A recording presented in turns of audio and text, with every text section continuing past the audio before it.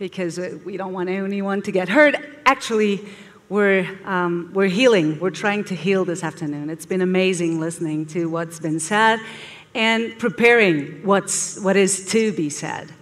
And there is still a lot, because we're enhancing everybody's voice, as you know. And we're, I would say, I couldn't call it cheating, but it's a little unfair what we're doing here. And unfair in a way that if we're here, if we're online, internationally, worldwide, present in the room, then we're already taking a stand. We're already positioning ourselves because we want to be part of some kind of change. We want to be aware. We want to know what's going on.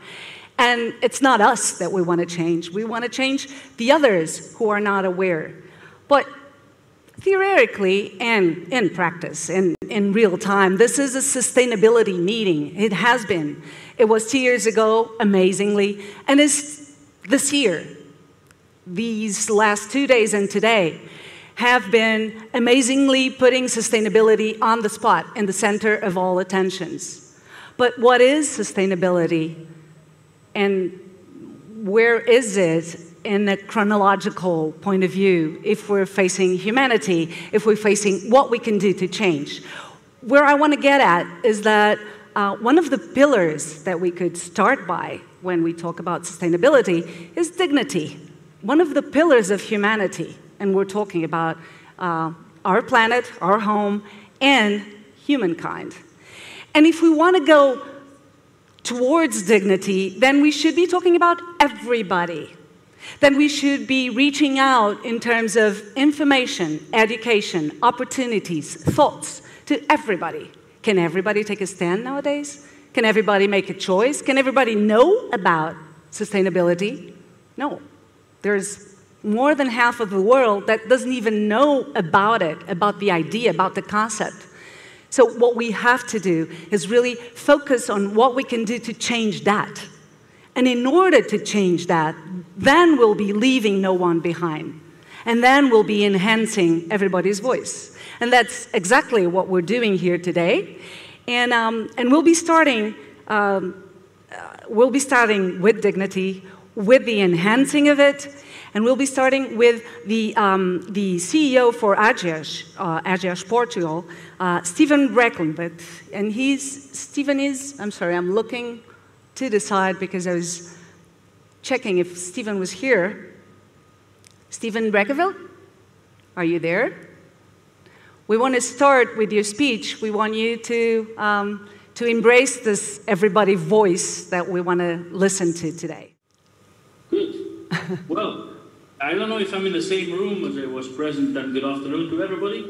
I don't know if I'm in the same room as I was present yesterday, but I would like to invite everybody to look just behind me all over the screen and to admire the Correia from Portugal, which is, and the magnificent azulejos against the wall, because I think everybody is looking to the screens and is missing sometimes the beauty of what is around it. And I think it's worthwhile looking at it and admiring also the history of it. A second point is that sometimes I feel myself like a rabbi in a synagogue, or a priest in a Catholic or Protestant church, or an imam in a mosque, or a master in the temple, because I know that actually I'm preaching or saying something to the believers. There's nobody here in the audience probably who is coming and who is against kind of restoring the earth. And so it's talking to the believers, but it's also good to connect, of course, and to listen to each other, deep listening of what's ongoing. And that was also one of the topics yesterday. This session will be a session about enhancing the voice of those actually we don't hear or we don't hear enough. And then I'm going to, and I hope that my slideshow will work. Let's see. You see the next slide probably, yeah? Can confirm? Yes, yes, we are watching it. Okay, so I'm going to talk, it is in the power, I believe, of every person and every individual to give voice to one person, two persons, a village, or even a nation. And the man I show here, maybe many do not recognize him on the picture, but he gives a voice to all the gang-raped women and girls of East Congo in the area of Bukavu. And he's called Doctor who repairs women.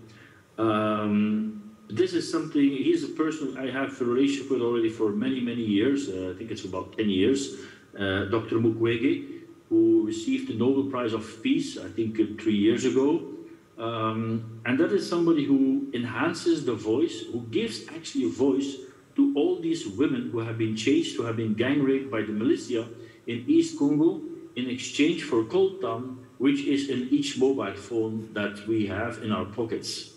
And so you see that actually it is really possible to, for one person, to change the lives of many.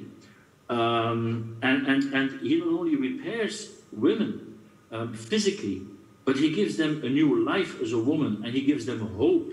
And there are thousands of women he has been giving hope in giving them a new job and a whole direction in which their villages have been destroyed and everything.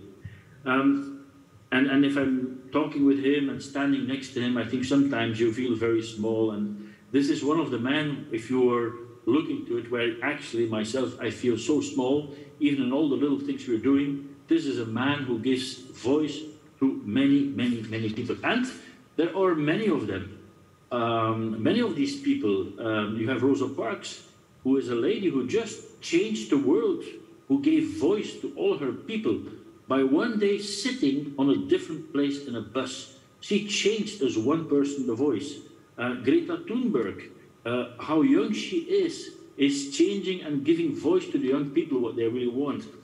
Jacques Cousteau was one of the first ones who I recall when I was a kid, I loved to watch Jacques Cousteau because he was giving voice already in those years, a long time ago, what was going wrong with our earth. And he was giving voice to the earth, to the seas, to the fish, to everything that was living and that didn't have a voice. But he was the voice for that. David Attenborough, another one. Mother Teresa, another one. Gandhi, Vesalius. I mean, these are all people who are really changing the world. And actually one of the starting messages is that one person can change the world. It is a fact that we have to take up every time that this is a reality. And actually, today, you will also see here in the panel afterwards, these are people, individuals, who each one are changing and the world and giving voice to many who are not heard. But you will hear to that in the panel afterwards. But let's not stop at individuals. I think it's very important for everybody to know that also companies really can make a choice, can make a difference, and that it depends what you're doing.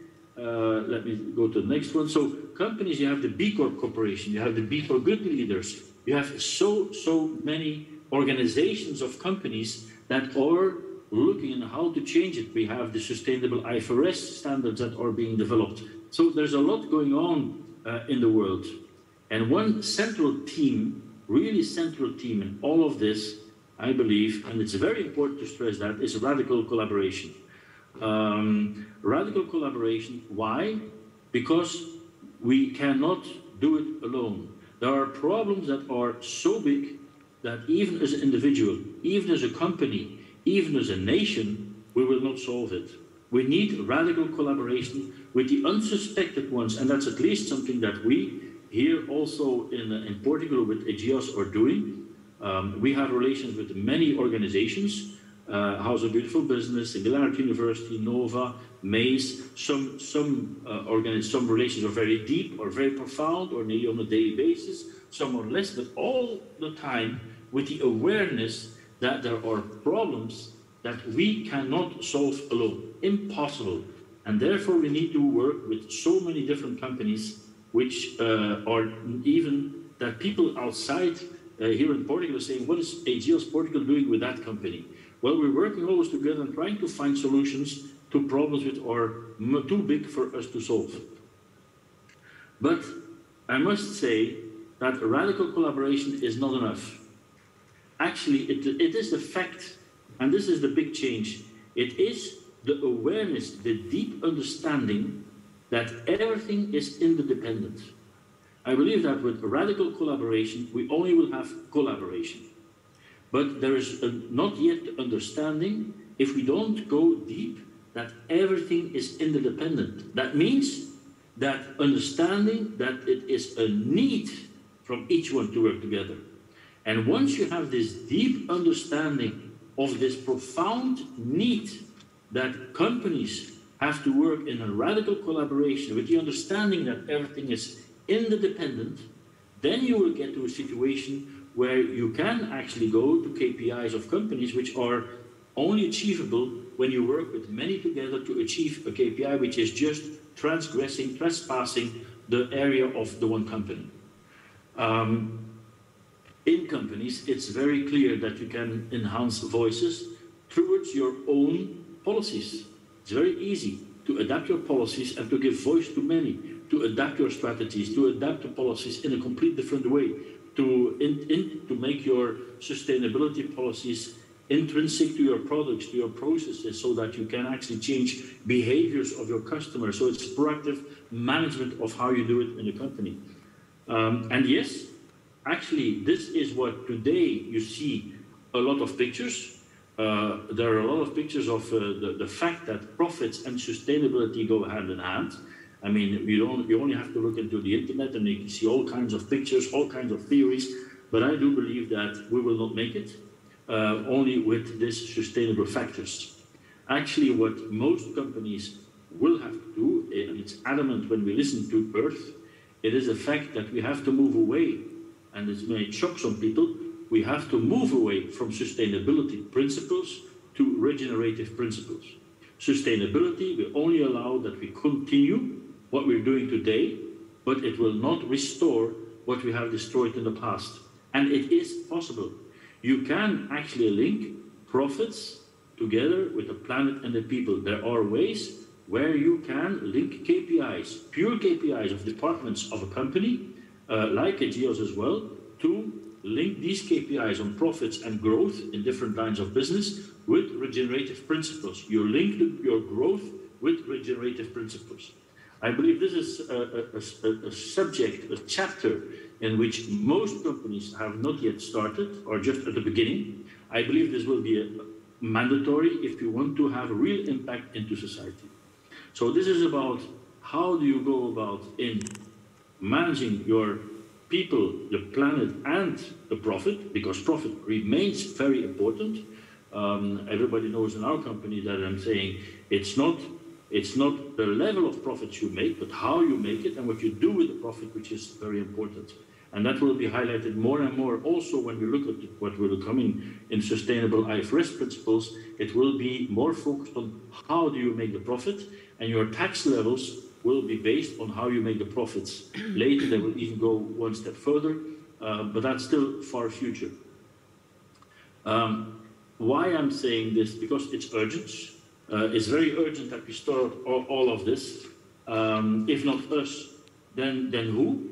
Because that's the question. If we don't start, and again, I feel like a rabbi or a priest or an imam talking to the believer, because you all know it will be us. And it will be us again, and now. If not now, then when? Well, we all know here around the table that it is now that we do it. And then I also go to my close friend with whom I spend so many hours, which is Ernest Hemingway. He said that now is not the time to think of what you do not have, but you have to think what you can do with that, what there is. And I believe this is also very important. Because what there is, if we do not go in the direction of radical collaboration with the understanding that everything is interdependent, I believe that this picture will just go into the memory books. We will not see this again, because it will be far too late. We will continue to see this, which is actually a catastrophe and a disaster for humankind. We will have, and they will not have a voice to speak up. These will not have a voice.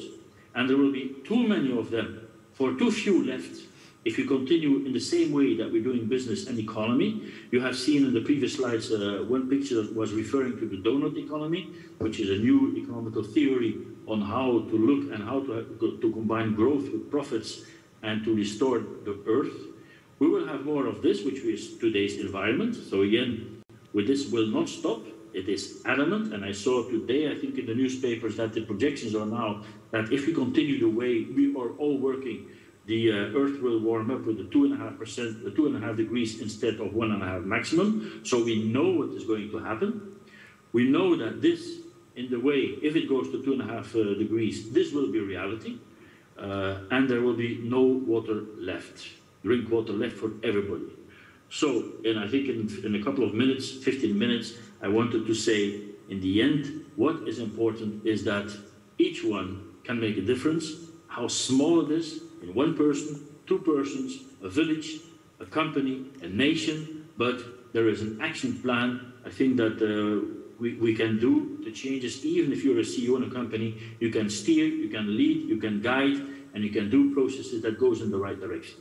That was in a very short nutshell what I wanted to say, but I am disappearing in nothing between the people you have on stage who are also actively giving voice to everybody who is not heard. And what a nutshell it was.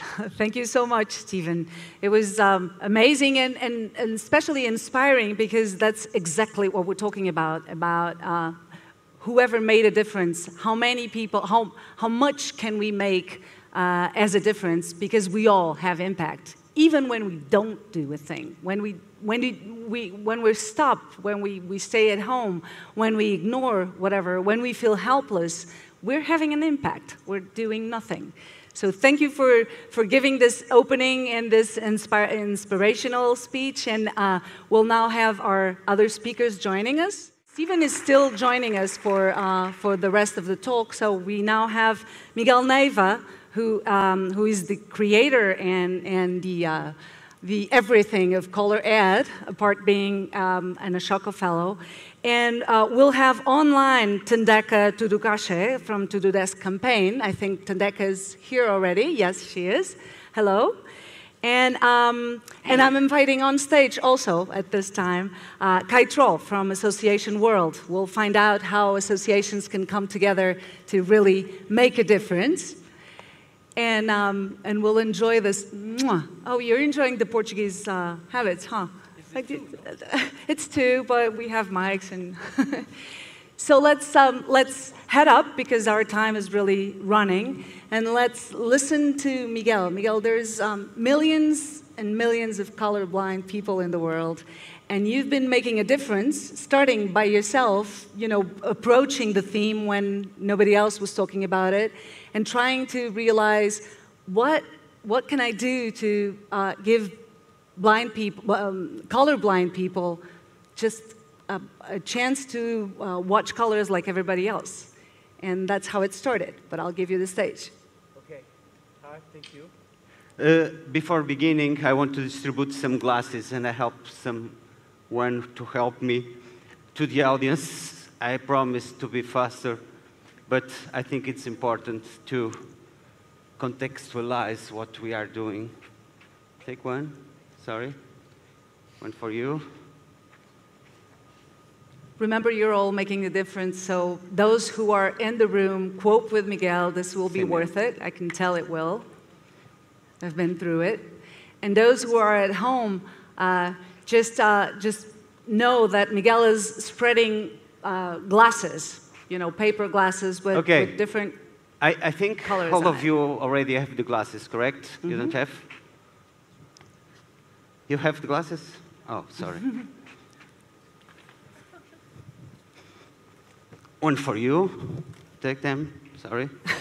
Okay. I think that all of you already have the glasses, correct? I have here more. Because I've tried it. Who don't have the glasses? I've done this. Oh, sorry. I think that you have. Thank you so much. Tell me, what do you feel? I don't give you the glasses. Oh, I feel excluded. Excluded. Okay, take them.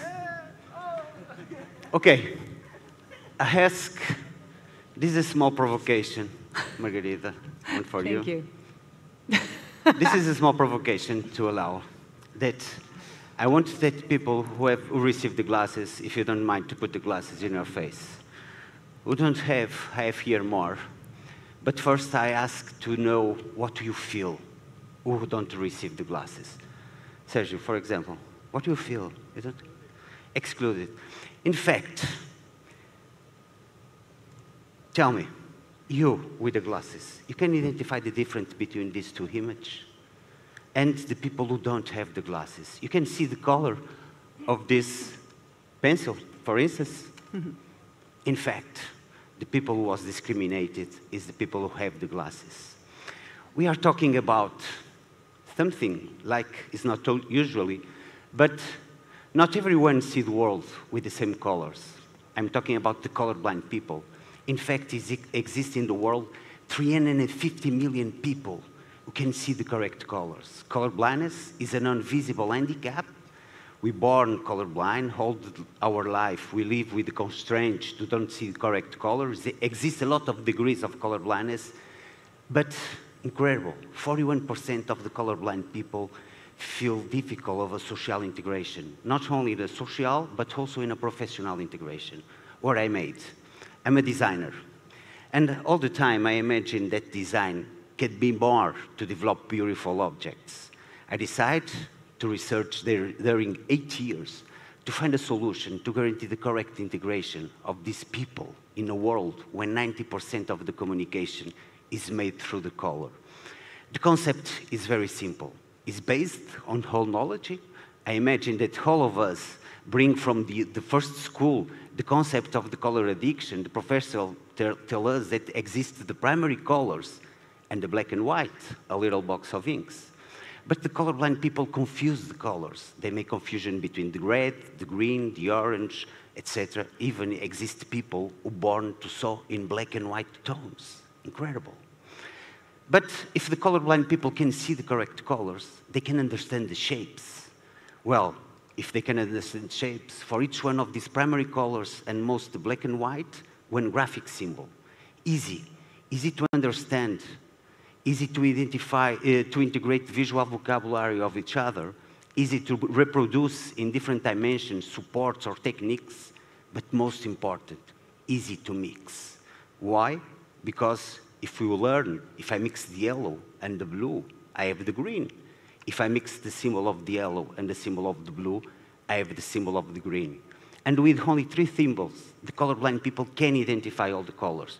When the color also is important for identification, choose or choose something. And the same way that we mix the black or the white to create the light tones or the dark tones, these 5 symbols can guarantee the social integration of 350 million. The process is resolved, but I don't know where they are. It's impossible to identify 350 million people in the world that don't have here, I'm a colorblind, is a non-visible handicap. But it is impossible to identify 350 million. It's possible to approach this language for 7 billion people with a double purpose. Include colorblind people in the society when 90% of the communication is made through the color, but also guarantee that the society becomes sensibilized for the fact that exist people who don't have, who can see the colors. What I made after, I guarantee the validation of this language is unique in the world. Nothing exists until this moment. And the process to guarantee our sustainability, guarantee that it's possible, create a better world, create the social impact, but also the economical impact, working in co-creation with all the partners who have in the color an important fact for identification, choose, or choice. We put another win in the equation, guarantee that we can work for the common good. Some examples. For example, in the transports, even they have name, more than 52% of the users, the transports in the world, while they have in the color the first fact of identification for the different lines. But also, in the hospitals, the medicines, the triage of Manchester, this code is already implemented in several countries to guarantee that it's possible to live with self-independence, also to save lives, for example, in the beach, the flags, the red flag, the green flag for the colorblind with deuteranopia, it's impossible to understand if they can go to swim or not. This good practice born here in Portugal is already implemented not only in Portugal, but also in Spain, in Greece, in Costa Rica, in some beaches of the United States. A good practice to guarantee that it's possible to scaling for a world while promoting a better world. But I'm talking about last slide about medicines. Now I'm talking about containers of recycling bins. The color is also important. But we have more examples. The cities. We live in a global world when the color is so important for communication. A lot of cities introduce the code in their maps, in their museums, in all the process to guarantee that with self-independence, a tourist can understand, can identify the colors. More traffic signs. This is here in Lisbon, a pioneer experience that we are made with the City Hall and the ML to guarantee that is to try to understand if it is possible to prevent the accidents, for example, or even in football stadiums. Exists a lot of color to guarantee that you can put your car in the right place, the tickets, etc., etc. More clothes. 90% of colorblind people need help to buy clothes. And the impact is incredible, because not only when they buy the clothes, but also when they have to decide what shirt that they have to dress tomorrow. The color is important. And the Texas labels guarantee that it's possible with self-independence to guarantee that they are using the correct shirt. But school material, the color pencils, and the impact, it was incredible. This company introduced the code in their pencils. This company rescued all the Portuguese market because they are losing for the other brands. Their competitors go and come to introduce the code to rescue the market again. But I think this is the biggest example of co-creation. It's possible, one's money and making it the common good.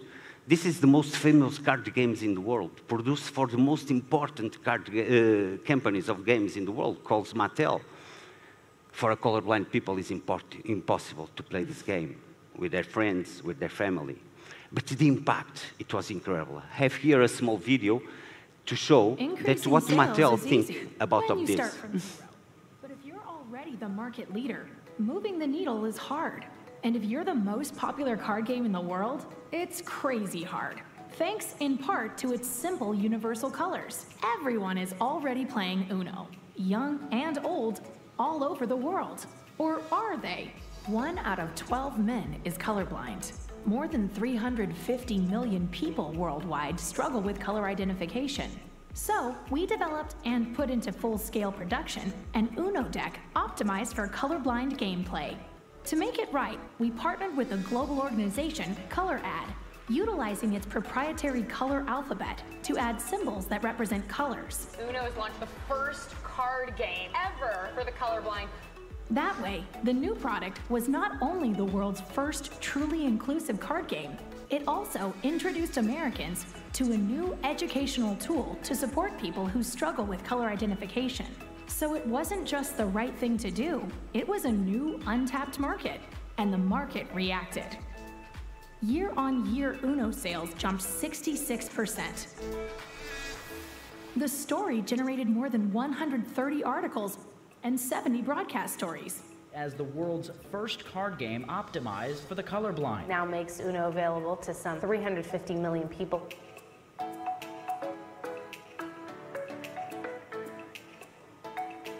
Even the Smithsonian Design Museum picked up on it, including Uno ColorADD in its Access Plus Ability exhibition, which kicked off in New York and is traveling to museums worldwide. So now the world's most accessible card game is even more accessible, simply by showing the brand's true colors. I think that is the proof that it's possible, involve all the stakeholders in the process to guarantee that you can promote a better world. Even this language is very new. We need to teach them for the young child. We also have one app. We can make the download for this free app to identify the colors, to understand, to learning the code. But the ColorADD is already teaching in the schools.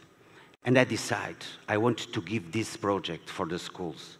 I created a non-profit organization. We work in the schools, make a different program, not only to teaching the code, but sensibilize the community through the school community for the impact of the color blindness, prevent the bullying. A young child is victim of bullying, not only with the sensibilization actions, but also work with the kids with these glasses to understand that their friend is not different, is not inferior, is different. They have a new story to tell us.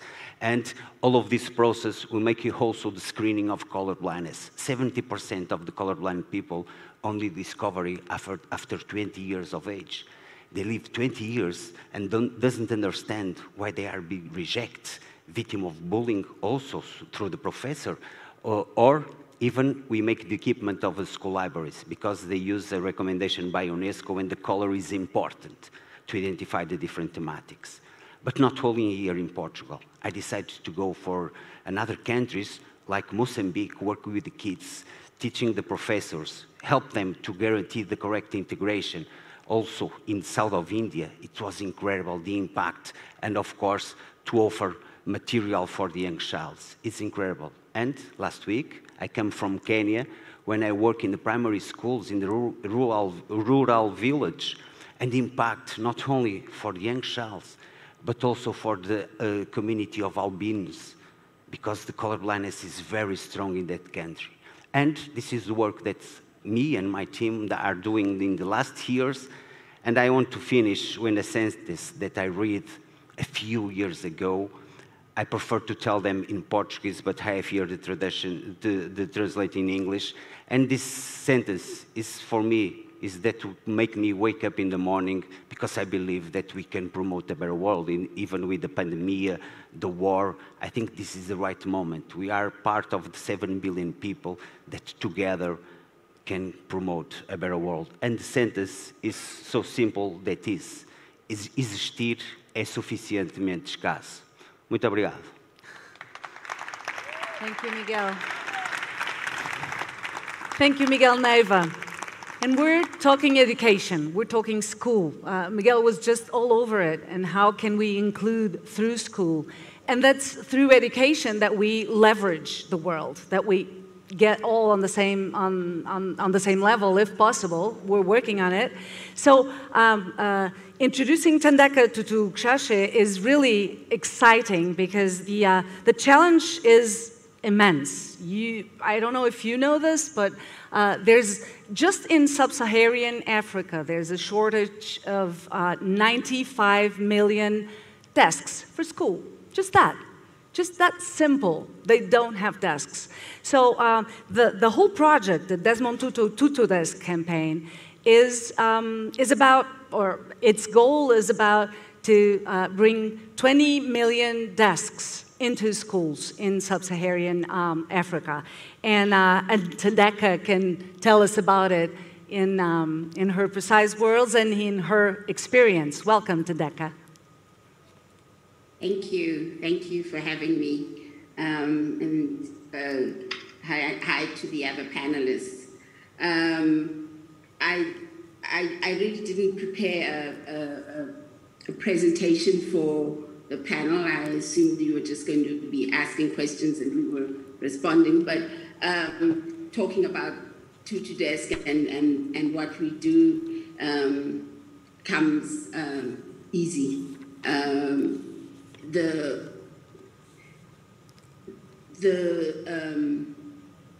fact that just on our continent, on the African continent, 95 million children go to school without desks is a huge problem. It's actually not just an African problem, because globally the figure jumps to 500 million. And that number is the children who are actually in school.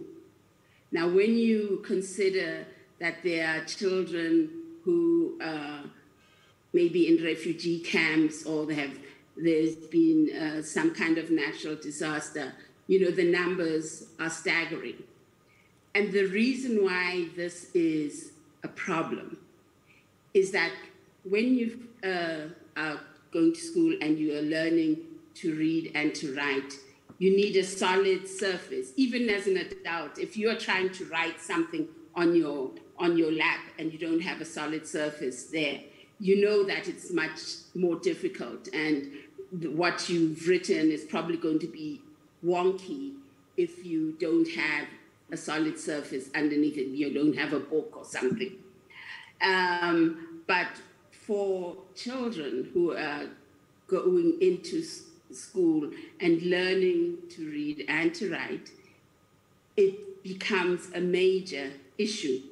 The part of the problem is that if you consider being literate the ability to read and to write, then if the right part of that equation is not fulfilled, then you are basically semi-literate.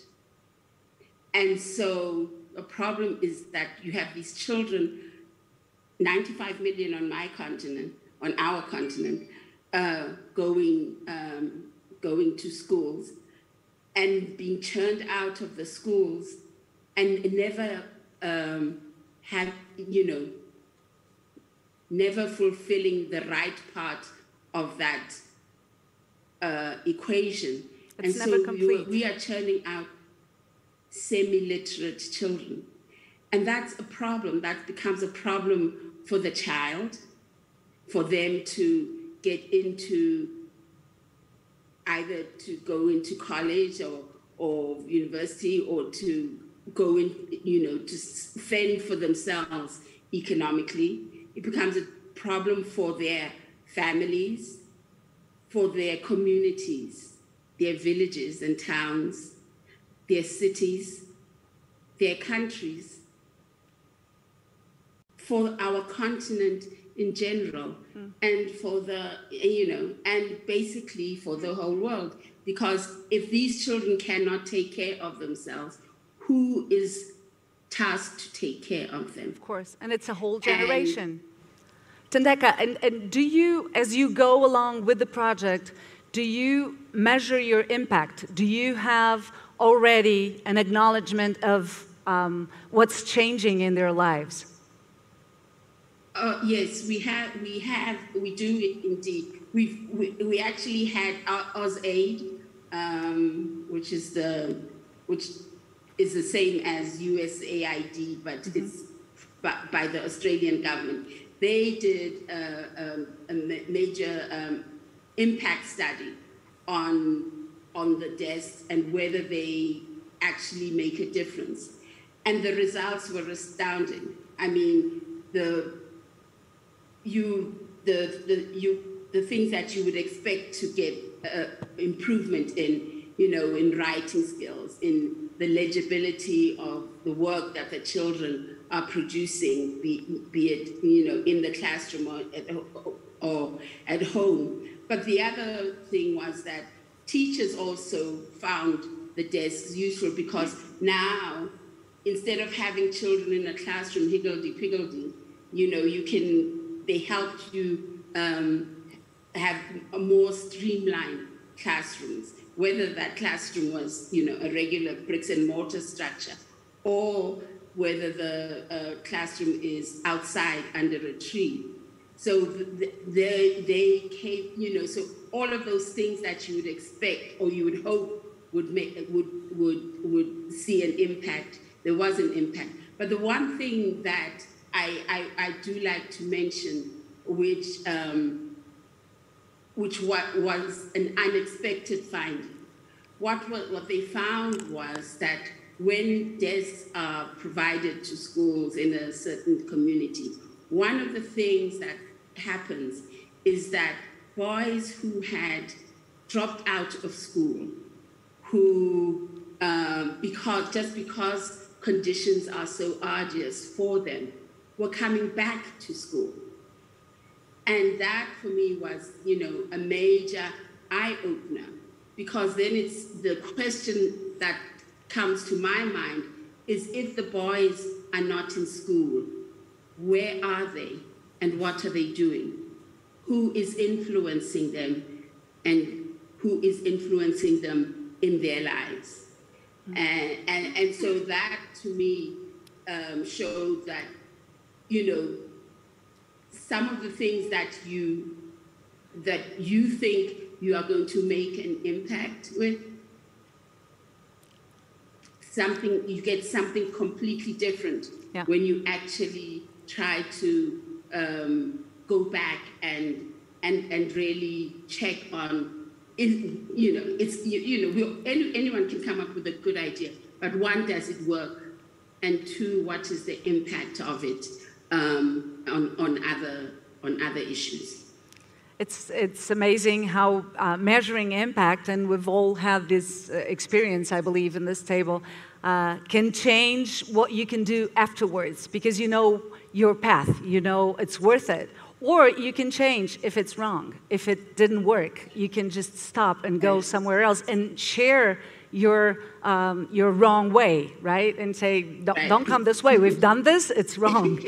And it saves time to humanity. It saves time to inclusion. I would like to call Kate into the conversation now. Kate is president for AssociationWorld, and you've been developing a global approach, enhancing associations, and you have two major pillars on this experience with the Special Olympics, with Best Buddies. We'll go over that. But especially what you've been doing, dealing with associations, is enhancing them towards the SDGs, the social development, the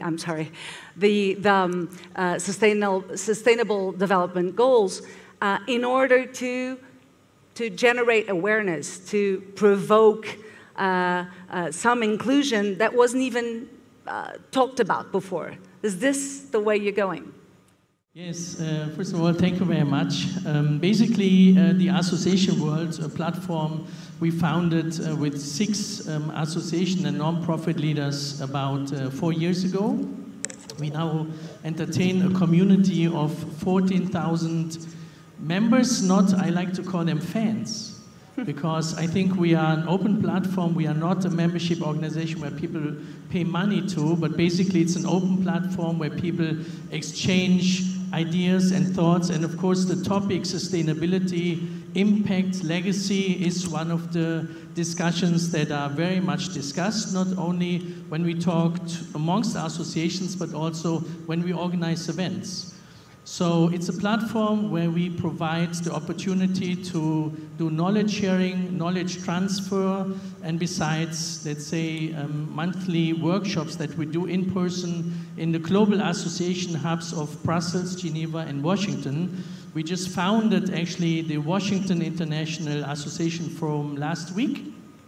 We're going to have the Brussels International Association Forum just in December now coming up, and the Geneva International Association Forum next June. And the model is pretty much the same. Association and non-profit leaders coming together to discuss impact and growth. So, but what I do is actually less important. The question is what the world can do about inclusion and integration, and we heard some great examples already. Congratulations, Miguel, especially to that. I didn't realize that that actually exists, so I think that is a global cash cow, hopefully, for you and your organization. But basically, I also want to share a bit what we think that nations or governments or corporates can do, but especially maybe also to think what is your legacy of this event and how can you go out and change your mindset towards inclusion and integration when you go out. So can I just see who in your family has a person with an intellectual disability or disability generally? Can I just see some hands? I see 2, 4, 9, 10. I think that pretty much, so first of all, thank you for identifying yourself there. That's about the ratio that we have here, that we have in the ratio. I mean, Miguel mentioned about 380 million. There are about 40 million people only in Europe. Every 10th to 12th person in Europe who has an intellectual or learning disability. That is the largest neglected people and person group that generally exists in the world, 218 million people. So the question is, why is that the case? And I would like to ask you, there are 17 SDG goals, the theme and topic inclusion. How many SDG goals does that touch? It's clearly 1. But is it 2? Who thinks it's 3 in the room? Who thinks inclusion touches 3 goals, SDG goals? 1 person. Who thinks inclusion touches more than 5 goals? All of them. 2, 3, 4, 5. Oh, there are more over there. You know, much more. Yeah. Indeed. Inclusion generally touches 7 goals. Whether it's from well-being, to health, to education, to economic growth, to God knows what, sustainable communities and cities. So, and the reason for that is that generally the society thinks that people with intellectual disability are generally taken care of. You know, they are well, they're somewhere, but where do we really see them? And I can tell you where they are. They are either in a home or in a workshop, or some of them are also in institutions. And I think that is actually where we try to make the change, actually getting people with intellectual disability out into society. And what that means is governments to create a vision what their nation, what their societies can actually look like with an integrated system. Money, to be honest, is usually not so much the problem. And some of you may think, why is that not the case? I think generally it is usually the vision and the leadership, and then usually the money goes with it. Because inclusive societies are better societies.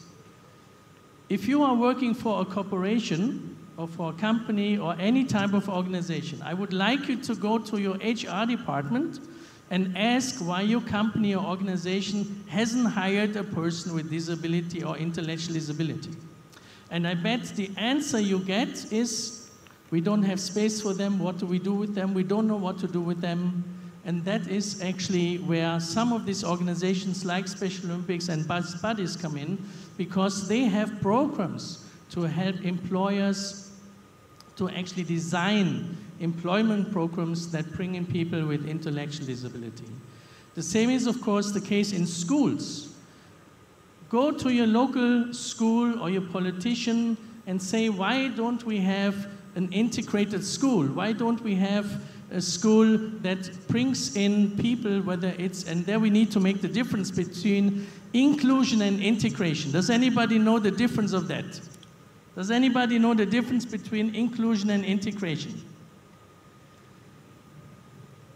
One person, so, you say? So the difference is you bring a person from a special school into a regular school, and you put people with disability or especially intellectual disability into a different room than the other people are in. That's integration, because they're all at one school. What we want to see is inclusion. What does that mean? Everybody in the same room in the school. Everybody in the same room. That is a lot of effort to make that work, because that actually costs money, because you need to educate and train the teachers. You need to educate and train the whole education system. You need to create a curriculum that allows to do that. And then again, organizations like Special Olympics or Best Buddies are actually providing these solutions already. So the point is, the solutions are there. It's usually not about the money, and we're still having a dilemma not having an inclusive system. So I think that is generally a problem, because when you work for a company and you have people with intellectual disability hired, this makes a good employer. And if you're out looking for a job and you get hired by a company that has intellectual disability people hired, then that means they care, they are a good company, and usually people with ID, we call them people with IDD, also bring in a lot of fun. So I think that is something that corporates can do, really, to think, how can we include them and provide employment opportunities for people with IDD. School systems. So I like you to go out and leave your ignorance here in this room. It's something that, one of the things I don't like you to take away from this event, is to leave your ignorance in this room about people with intellectual disability and go out when the sun shines again, when you come out of this door, you go out and you open your mind and heart to think, what is it I can do personally or as an influencer to promote inclusion? That's what I like you to do. That's what I like you to take away from this session. So that is when you go out to say, who do I know who has intellectual disability? What can I do?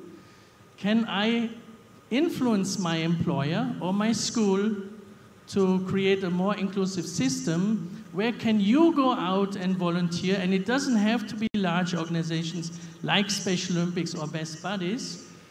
There are a lot of small initiatives that really create a lot of impact and impulse. Organizations like this are usually volunteer-driven. They need all the help they get. It's not only about the money. The biggest problem today for social type of organizations, volunteer-driven organizations, is actually finding the volunteers to run the organization. So go out, ask yourself, where can I inform myself and get involved and make a difference? So that is really the message I try to convey. And that is an amazing message. That is, thank you so much, Kay. I would like to go back to Stephen, since you're with us, Stephen, and thank you for that. Because you've heard the three experiences, the three motivators, and from a company, from a business perspective, would you say that inclusion is really on the way, that we're able to work together, that whenever we gather, like here, and we listen to people like Thandeka, Miguel, and Kay, do we then merge? Do we then create something new? Is there a way forward? I think that if I just go back, I think 1 week, we had an event in Neiva University where certain companies renewed the protocol of inclusion with a public signature that they stand behind in having more inclusion to the companies. And I believe that about 30 companies renewed, of which Ageas as well. There were new companies joining the protocol, which have clear statements that inclusion is part of the strategy and that we have to adapt, having more people with different capabilities into our company.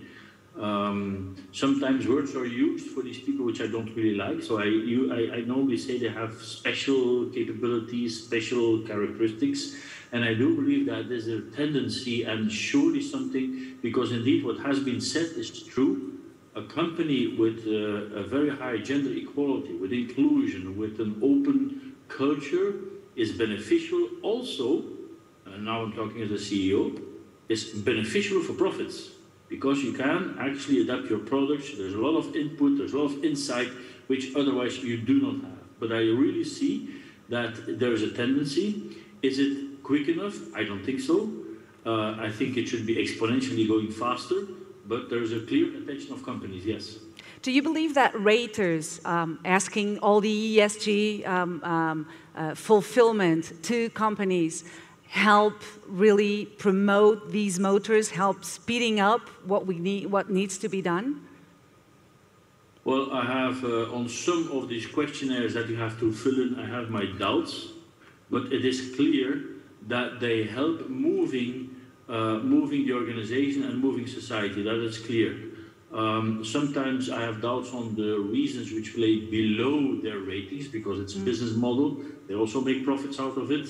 That's sometimes questionable, but it's clear that having that has moved society, companies ahead towards that direction, clearly. The compromise is changing, yeah. Thandeka, I'd like to go back to you because it's like two worlds we're talking about. So when we're talking about inclusion here, and when we're talking about fighting colorblind exclusion also. And Miguel has had this experience of going throughout the world, experiencing different approaches to colorblind people.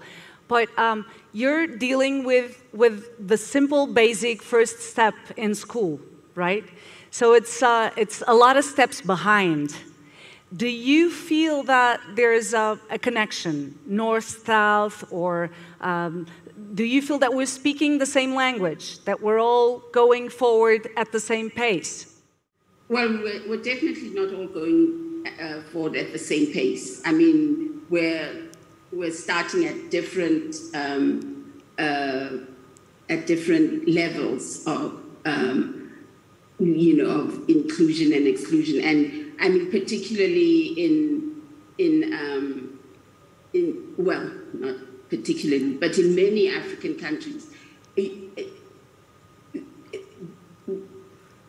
life is difficult as it is for children who don't have any disabilities or anything like that, and so when you're looking at everybody, is always like always ones with disabilities are left even further behind than the ones who don't have disabilities. And I mean, I know for a fact that if a child isn't going to be going to school, partly because there are no facilities or any for the facilities are so poor for children who don't have any issues, and so for ones who have disabilities like color blindness or even hearing problems,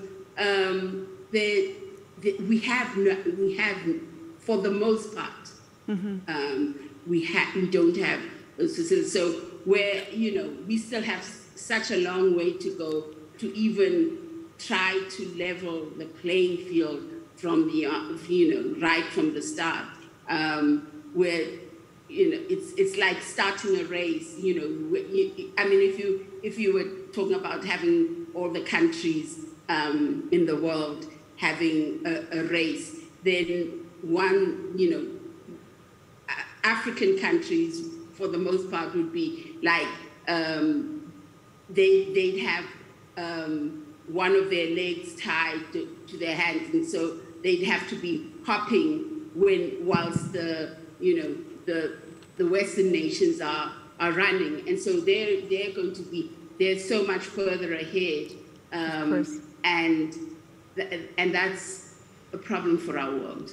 Of course, I see you want to jump in, Kay. Go ahead. Yes. And I'm so glad you're bringing that bad example with the leg tied to a tree, because I personally experienced this.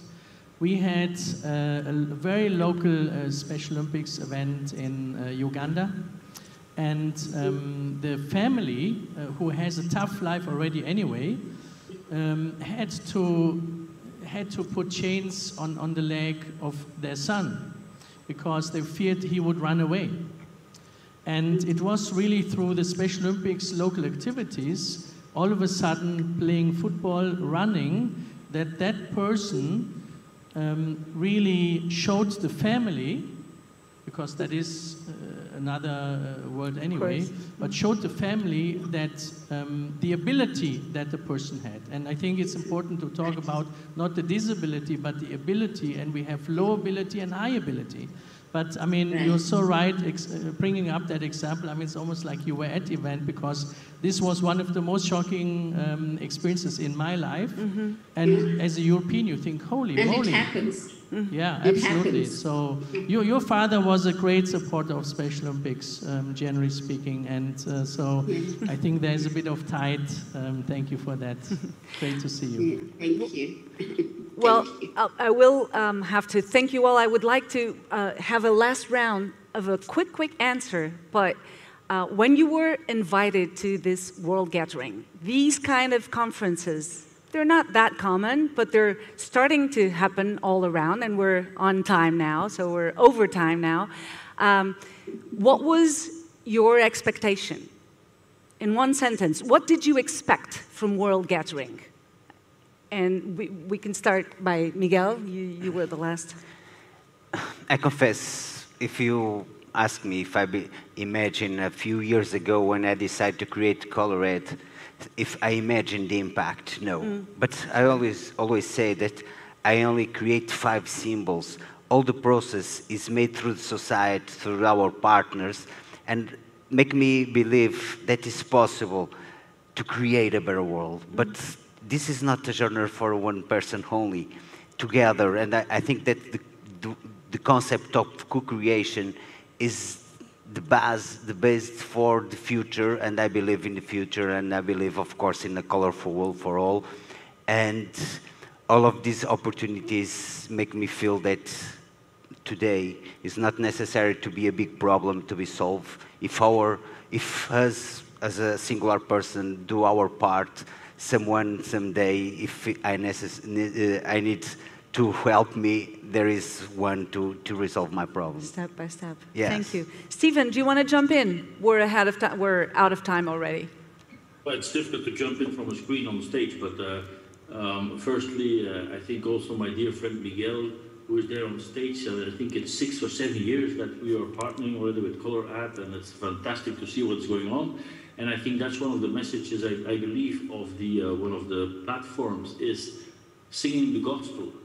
And I believe by singing the gospel, people pick up ideas, can connect, and can also introduce it and know that things exist. It's spreading the gospel. Thank you so much. Thandeka, I'm sorry. Would you like to jump in what did you expect from World Gathering? Well, what I thought I would get would be